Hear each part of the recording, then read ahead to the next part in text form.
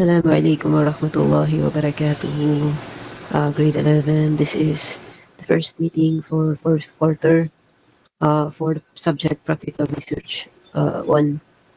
So last time, or last week I should say, we had outline defense with Teacher Hadj and Sir Mikhail. Only 2 students were able to successfully present and to be able to discuss with the panel members about their proposals. So the other one submitted through recording, and the other one had technical issues. So anyway, so the rest of you, I'm not yet sure kung kailan ulit magiging available ang mga panel members natin, especially that it is Ramadan, no? Mahihirapan tayo kunin yung time nila this month. So, in order for us to remedy the situation, mag-submit na lang din kayo ng recording ng pag-present ninyo ng inyong proposal. And make sure that the research question is very specific. Specify nyo talaga lahat. Dapat ikumpleto ang, what do you call this one, even the paper itself. Not just the presentation, but even the paper itself. Kailangan isubmit nyo na. Kasi nga, para mahirap kasi mag-ano guys. Alam ito nila ni Jessa Agdacio at saka ni Hasan Agantal. Mahirap mag-discuss. Mahirap, no? Pati ang mga panel members. Sometimes, we do not know exactly what you are trying to say or what you wanted to research about. So, kailangan clear. No? So, for the rest na hindi pa nakasubmit ng mga proposal, mag-submit kayo ng recording ng inyong presentation and make sure that you state everything clearly. Okay? Huwag nyo nang pahabain ang significance of the study. Ang mahalaga is yung konting background, research questions, the research objectives, yan ang mga pinaka-importante. Scope and limitation, as well as the theory or the theoretical framework that you are going to follow. Okay? So again, submit nyo na yan within this week kung kaya. Kasi nga, Ramadan, no? Supposed to be focus tayo sa pag-ibada. But then, hindi kasi natin sinunod yung ating schedule. So, kailangan natin magtrabaho kahit kahit Ramadan. So anyway, moving forward. So, our first module for this one is about qualitative research designs. The MELC for this module is for you to be able to choose the appropriate qualitative research design. Okay. So, I hope that you will be able to answer this one. Madali lang naman yan. The 5 major research designs. But before we discuss the 5 major research designs, pag-usapan muna natin ano nga ba ang research design. Ano nga ba bakit natin kailangan malaman kung ano mga research designs. So, ang research design it is the plan for conducting the study. It is the procedure on how you are going to conduct the study. It is the blueprint or the framework that you are going to follow in order to integrate the different components of the study into a cohesive, logical unit, thereby ensuring that you, the researcher, would be able to address the research problem in its totality. Yun ang pinaka-meaning ng research design. So for example, in qualitative research, it's not quite evident. Ang paggamit ng research design, not quite evident, but it's flexible in qualitative research, okay? But in quantitative research, the research design commands a lot of things within the research study. Pati ang paggawa ng hypothesis, maaapektuhan depende sa paggamit mo or sa pinili mong research design. Pati a lot of things really is affected by the research design. Now, in qualitative research, although you can say that it also affects the variables in itself, but it is more adaptive. It is more fluid. It's flexible. Okay, so hindi mo kailangan palitan yung assumption mo or what do you call this one? Hindi mo kailangan palitan yung variables mo just because you chose a specific research design in qualitative research. Okay, so again, research design is the blueprint, okay, yung framework, yung procedure na gagamitin mo para makonduct mo ang study. Yan ang ibig sabihin ng research design. Now, going back to the types of qualitative research that we have tackled before, we have discussed 5. We have the narrative research, phenomenological study. We also have ethnographic study, grounded theory, at saka case study. Well, the same way, no? Yung bawat type na yan, kaya sila naging type because it follows a specific research design. Okay? Kaya sila naging types because they are specific research designs as well. So number 1, yeah, let's what they call this one, discuss in details kung ano tong mga research design na pwede natin gamitin. First is narrative research. Nabanggit na rin natin dati, no? Narrative. From the term narrative. It comes from day-to-day lives or what they call this one, natural na bagay na ginagawa ng mga tao, no? So this is actually very used in disciplines and field of study such as social sciences and humanities. Ito talaga, no, narrative research. And narrative might be the phenomenon being studied, such as narrative of illness, or it might be the method used in a study, such as the procedures of analyzing stories told. So, meron tayong mga iba't ibang klase ng narrative research, di ba? Meron yung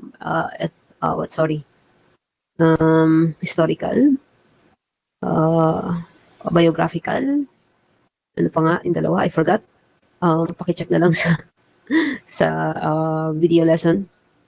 I really forgot though, I'm sorry. But basta ang point ng narrative research is that you are going to get narrative from the respondents or from the participants. Okay, ang ibig sabihin ng narrative is story. O kwentuhan kasi nila. Kailangan mo yung kwento nila para makakome up ka with a conclusion. At hindi porket sinabi kong kwento, magkwento lang sila ha. Of course, it has something to do with your research problem. And there has to be a problem. Okay?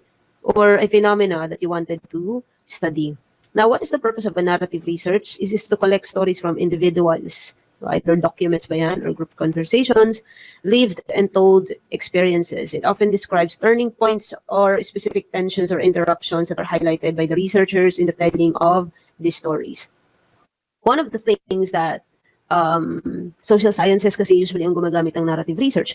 For example, if a psychologist or a psychology student would like to research about the different experiences encountered by mothers or guardians or parents that has a child with or diagnosed with Tourette syndrome. Okay, for example, you know Tourette syndrome? Do you know Tourette syndrome? I'm not sure if you know Tourette syndrome, but usually ang mga bata na may Tourette syndrome is that they have tics. They have certain tics. They have, what do you call this one? They have tics, no? Ito mga bagay na hindi nila kayang i-control. Like for example, they just randomly shout. They just randomly say things. They do something with themselves, like they maybe clap, they maybe tap their foot, they maybe tap their head. No, sometimes it's even the tics are so what do you call this one? Napaka-random ng tics. Sometimes hindi what do you call this one? Hindi talaga makontrol ng bata. So sometimes nasasaktan niya yung sarili niya. No, ganun yung may mga Tourette syndrome.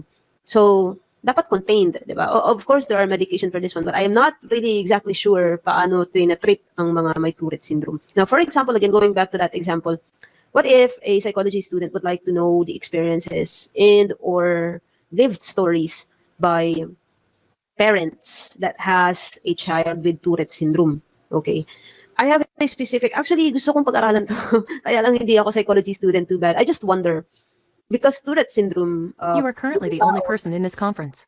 Yung mga tao na may Tourette syndrome, most of them randomly curse, randomly say, what do you call this one, swear words. Now, I want to know, because ang language ay pinag-aaralan natin. Ang language ay naririnig natin, kaya na-absorb natin. For example, if you have a child with a Tourette syndrome that grew up, lumaki siya sa isang area or sa isang environment without ever hearing any swear word, ano kaya ang mga random words na pwede niyang sabihin? Are they still going to say swear words? I really want to experiment on that. I don't know. Because bakit ganon, di ba? Anong meron sa Tourette syndrome? Bakit natitrigger niya yung mga bata na mag-swear, na mag-curse? Yung mga may Tourette syndrome, they randomly sometimes, not exactly all the time. But one of their tics is that they randomly shout or say bad words or swear, curse words or cuss words. So, I really want to know uh, how. Like for example, if the child or the patient grew up in an environment, in a certain environment na walang ganun, no, na hindi siya nakarinig ever ng curse words, will that child or will that Tourette syndrome patient say randomly curse words? I don't know, man. I don't know. I want to know if somebody ever thought about that. Like, may nakaisip pa nun? I don't know. I don't know, man. Or baka meron, di ko lang nabasa ang research study. I don't know. But anyway, doon ginagamit ang narrative research sa mga ganong klaseng bagay, sa mga ganong klaseng problem, sa mga ganong klaseng research problem na gustong pag-aralan ng isang tao. Okay, so key stages of narrative research. First, you have to code narrative blocks because imagine using that example. You wanted to know the experiences of a parent that has a child with Tourette syndrome. Probably pagtatanungin mo siya, so ano pong experience ninyo? Pagtanong mo, sasabihin niya agad, in what area? In what area? Social behavior, sa social gathering, sa loob ng bahay, pagkasama ang cousins niya, issues with the family, issues with buying things, what do you call this one, in the school, in the playground, what area? So doon pa lang, dapat na-realize nyo na wow, baka isang buong libro ang isasagot sa akin ng isang parent pa lang. Diba? So, ganun ang narratives, ganun kabigat ang data na makukuha mo pag ikaw ay isang narrative researcher. So, ang step 1 kaagad dito is you have to code the narrative blocks. What do you mean by code? It depends upon you. By area, by category. Anong klaseng category yan? So, let's say in the household, I'm still using the example about the Tourette syndrome patient, huh? So let's say, for example, experiences in what area, like problems, when they were diagnosed, their medication. Ang dami kasing area. So ikaw ang bahala kung paano mo i-code yun. Okay? Kung paano mo siya i-categorize. Yun ang ibig sabihin ng code narrative blocks. And this coding, itong pag-categorize na to, dapat in line with your research questions. Kaya nga, dapat sa chapter 1 pa lang, no, bago ka makaproceed dito sa pagpili mo ng research design, nakahanay na ang iyong research questions. Okay, now step 2 is group and read by live event. Now, most of the time, merong date ang mga bagay nito, no? Of course, one of the things that you have to get is the date, the setting, who are the people in that narrative, kung ibibigay sa'yo ng iyong respondent. So you have to group these things by date maybe, and you have to read them. Yung friend ko na anthropologist, she's like, she sometimes tells me stories about, because she's an anthropologist, and anthropology, it's the study of human person, study of the human lives in what they call this, in the perspective of its culture, traditions, and a lot of things about the human person. Okay, so yun ang anthropology. So pag meron siyang research study, yun na nga, okay. Kinikwentuhan niya ako na ang dami niyang binabasa. Aside from nagbabasa siya ng related literature at ng related studies, ang dami niyang binabasa na data coming from the respondents because most of the time, nagkikwento ang mga tao na ito. Also, naging magaling na siyang transcriber. Ano ibig sabihin ng transcriber? Because not all the time questionnaire ang ginagamit nila. Most of the time, they interview. Okay? At pag nag-interview ka, ang flow ng kwento ay flow. Parang normal na nakikipag-usap ka sa tao. Masulat mo ba daw yun lahat? Of course not. So, i-record mo. Kailangan mo yung buong transcript ng sinabi. So, pakinggan mo yung record, itatype mo. Ganon ang transcription. Okay? So, mahirap talaga guys maggawa ng pure-blooded narrative research. Lahat ng research mahirap. Pero ang hanapin ninyo is yung will and yung pagustuhan niyo talaga na mag-research about something, about a specific topic. Okay? Step 3, create nested story structure codes. Now, for example, gusto mo all about, let's say, all about diagnosis, the pre-diagnostic experiences of the parent and the child. So, hindi lang kasi, kahit pre-diagnostic era, ang lawak nun eh. Ang lawak pa rin ng kwento nun, di ba? Like for example, one parent will say, hindi ko talaga namalayan, hindi ko talaga napansin na may Tourette syndrome yung anak ko. Parang ano pa eh, di ba, gaganon siya. Meron pang mga pagdududa, meron pang mga misdiagnosis, meron pang mga time na nagduda kami, merong time na nag-iinarte lang ating bata, meron mga ganun na kwento. And then you have a certain parent naman that would say, no, after niya pinanganak and around siguro mga 4 years old siya, nag-show siya ng symptom, we readily, what do you call this one, suspected na may Tourette syndrome yung anak namin. So, madali lang ang pagka-diagnose kasi nga, medyo siguro knowledgeable yung parents and they are supportive and they are not new to, this kind of disorders and they know this kind of thing. So it was easy for them, no, to diagnose their child. So ang daming kwento just by a certain category or a certain code. So kailangan i-nest mo yun siya. Okay? Ano ibig sabihin ng nest? Branch mo siya, ayusin mo siya. Nested. Okay? And then afterwards, step 4, delve into the story structure. You want to know later on kasi, no, sasabihin natin yung restory part, no? Anong ibig sabihin ng restory? Yung ikaw mismo na researcher ang mag-i-interpret ng lahat ng ako atau dito consolidated or accumulated na data from your respondents. Now, ikaw na ngayon, based on your interpretation, based on how you are going to tell their story, no? So kailangan bago mo makwento ang kwento ng buhay nila or ang kwento ng mga buhay nila, kailangan mong i-delve ang sarili mo. Kailangan you have to go deeper into the story and form your own version of the story. How are you going to tell their story? Okay, yun ang step 4. Now you have to compare across the story structure because if you have the narrative in your hands, you will see that they have different perspectives. They have different factors. Especially kung iba-iba yung sitwasyon nila sa buhay. Hindi sila lahat mayaman, yung iba mahirap. You will see that a lot of their stories will have different colors, different textures, different perspectives, a lot of different things, no? So, para tulad na lang din good ng sa classmates ninyo, kwento ng mga transferee, iba't ibang klaseng experience, right? Ano yung una mong, I think, it was the batch nila na Villa sa Layman. I asked them, no? Kasi maraming transferee that time. Yeah, maraming transferee talaga that time. Ilan yung transferee nila? Si Jehan, hala ko, nakalimutan ko yung pangalan ng Japanese. I forgot, I'm sorry. Nakalimutan ko yung pangalan ni si Fajrallah, si Azam. At saka yung isa pang girl, basta 5. Imagine niyo 5. Ay, wala ka pati si Shinsawat. 6 ata ang transferee nila that time. So, wow, di ba? And I was like, I wanted to know, what was your first experience? Now, you're like, how did you cope up?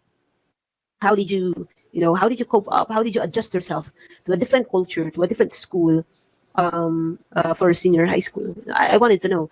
And some of them were like, telling me na pagpasok nila sa gate, ito ang naramdaman nila. And I was like, see, just the time that you pass through the gate of the school, you have different feelings.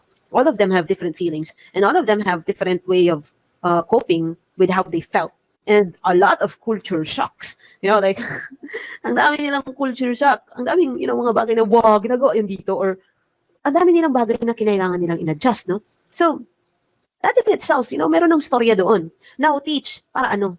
Di ba? Para ano? Okay na yun, teach, pwede na yun siyang gawing research. Now, remember, there is that certain situation that you would like to address. What I would like to address at that time is that there should be a support. Okay, support for transfer students. Kasi hindi lahat ng transfer students ay okay.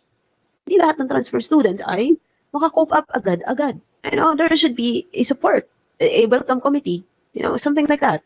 A program or an orientation perhaps na transfer students lang lahat ang nandoon. No? And parang hindi sila ma-culture shock ng bonggang-bongga. Okay? So that was the reason why I was asking the transfer students about that. Pero sayang hindi na-fulfill yung research na yun because nobody would like to take it. Ayaw nilang kunin yung research problem na yun. So ganun guys, no, sana sa inyo, yung perspective ninyo ba na huwag kayong mag-isip na mahirap ang research. Even just that, no, I was just curious. Anong feeling ng mga transfer students? Even kahit konting curiosity lang, pwede nyo siyang gawing research actually. Just make sure that you have a point. Yun lang naman yun eh. Just make sure that you have a point and it is relevant, it is important. We could use it later on in the school maybe or future research studies, ganun lang siya. And then step 6 is, again, once you have delved into the story, once you have compared across the story structure, you will now have your own interpretation of the entire narrative and now you have to tell the story. Okay? Yun na yung tinatawag natin na re-story. Okay? So just like anything in the world, we have advantages and disadvantages. So, I'm sorry about that one. That should be narrative research. So advantages of narrative research, it is a collaborative feature shedding light on the identities of individuals and how they see themselves, gives information and experiences in lives of different individuals or group of people. Ang kanyang disadvantage naman is collection of extensive research data information and needs to have a clear understanding of the context of the individual's life. There you go. Yung sinasabing context, no? Like for example, sasabihin ng parent or lumabas sa iyong narrative story na nahirapan talaga sila sa anak nila na may Tourette syndrome. And then you didn't, what do you call this one? You didn't inspect na inspection, di ba? Tama? Okay.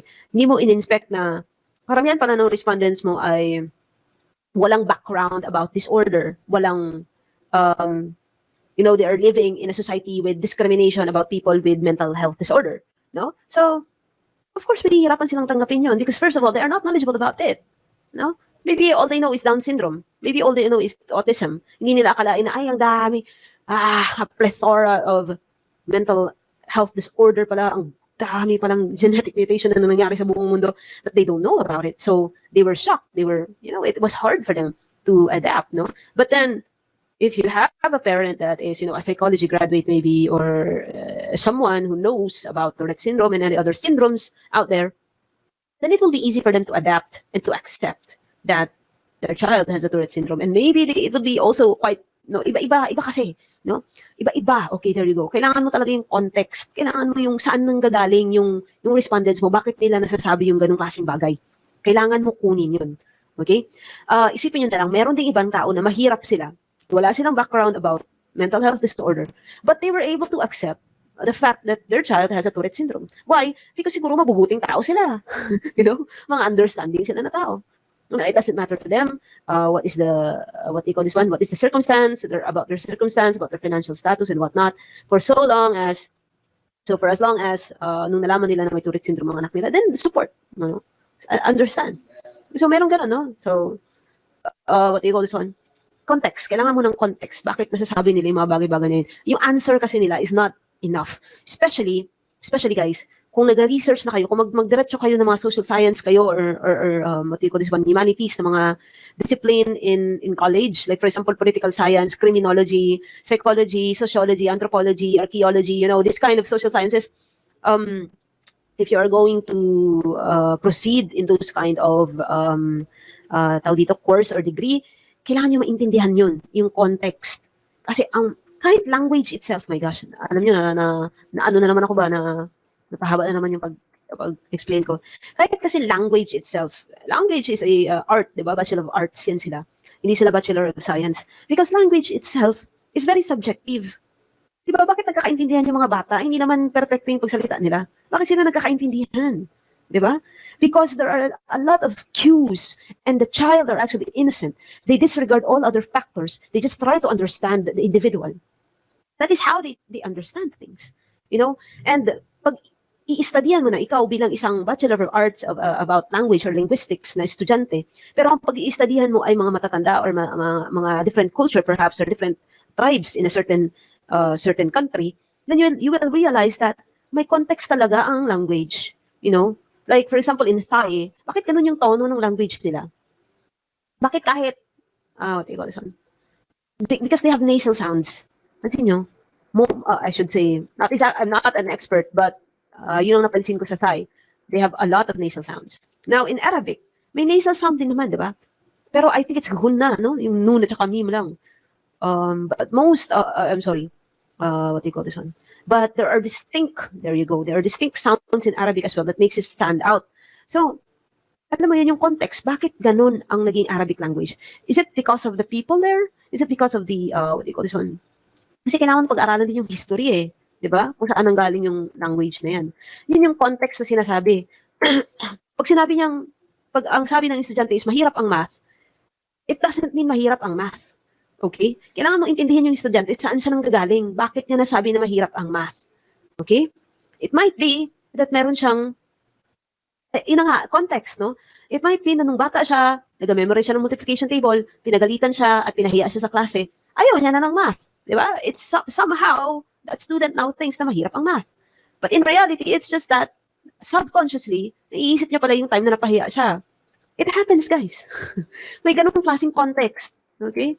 For example, the other one says mahirap ang math because maybe meron siyang hindi naintindihan sa algebra noong high school siya, nagtanong siya at hindi siya sinagot ng teacher. That could happen. That could be a context. That's why the student says mahirap ang math.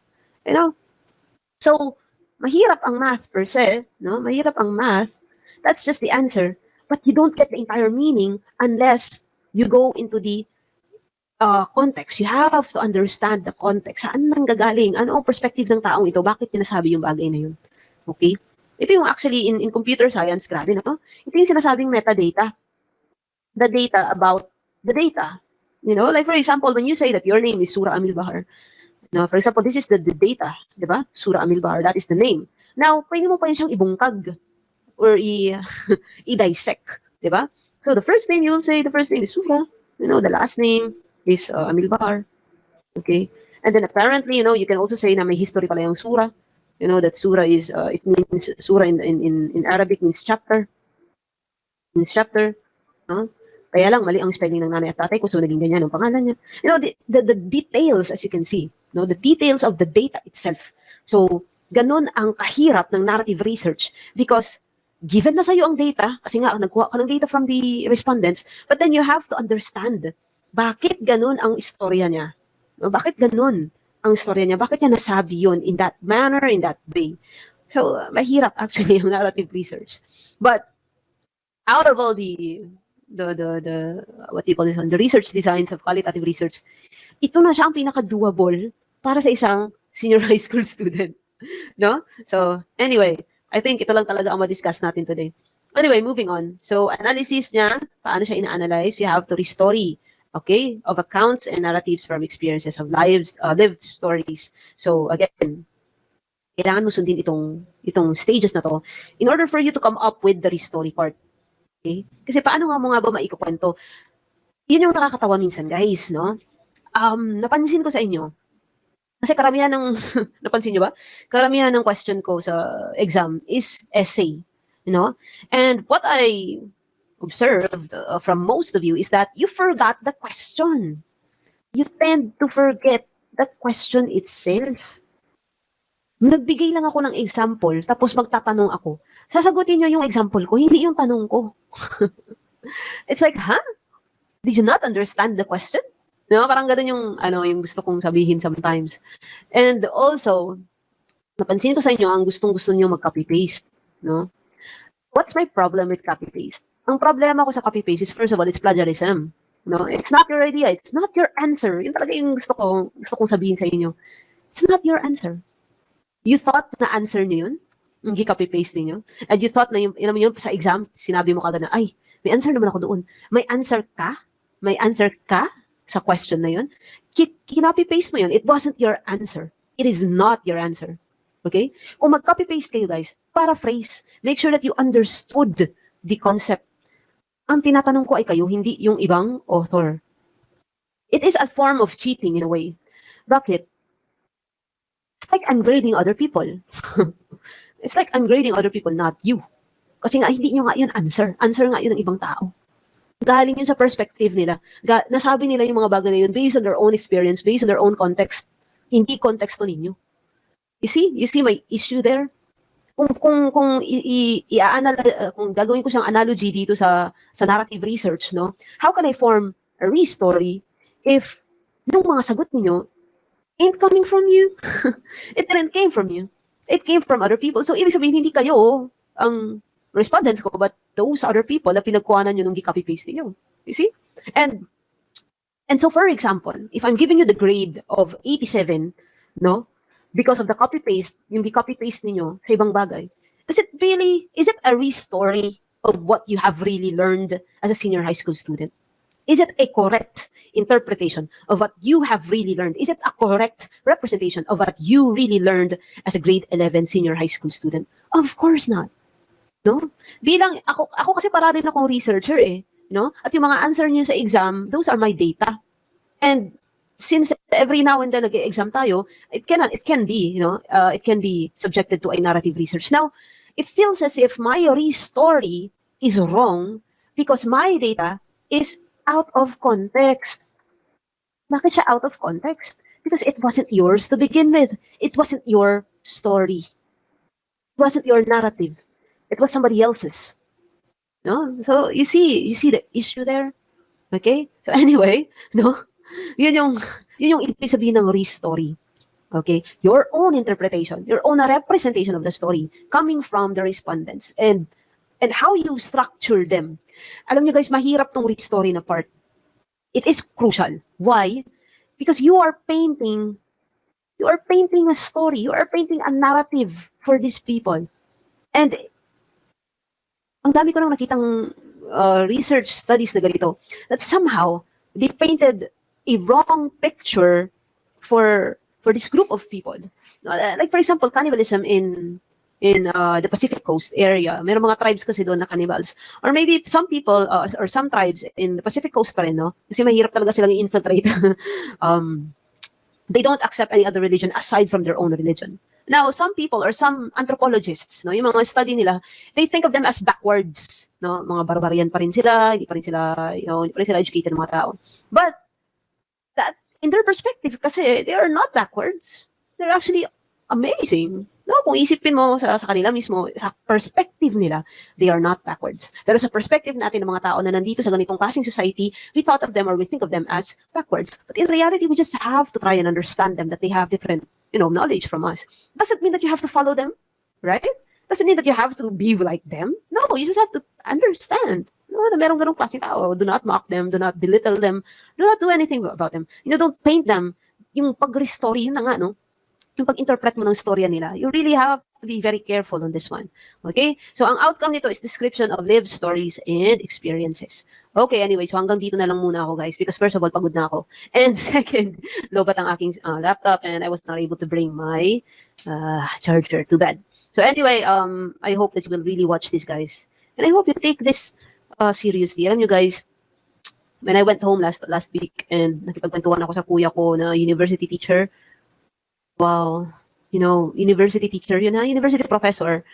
At nung kinento niya sa akin yung mga, yung mga hindi ganong kagandahang gawain ng mga teachers doon sa university na yun, I was thinking, wow, ang swerte naman ng, ang swerte naman, di ka naman masasabing swerte, pero alhamdulillah for my students that I do a lot of things for them. I record a class, I discuss things, I even edit my recordings just so it can be uploaded in YouTube, just so it can be accessed by other students na mahina ang data kasi nga mahirap mag-connect sa Moodle kung mabagal ang data mo. But with YouTube, at least, may mga data na may free YouTube 1 gig every day. You see, at ang swerte din ng mga university prof na minimum masyado ang ginagawa pero ang tataas ng sweldo. Circumstance. But anyway, that's my problem. That's my issue, not yours. Anyway, so ang issue ko lang naman is that I really hope that you will watch this recording because I hope you understood that I talked for 40 minutes and we are all fasting. Well, anyway, so I really hope that you will watch this video and I really hope that you will take research seriously and also you will learn something from this video lesson. So thank you so much, guys. Subhanakallahumma wa bihamdik. Ashhadu an la ilaha illa anta. Astaghfiruka wa atubu ilaik. Assalamu alaikum wa rahmatullahi wa barakatuhu.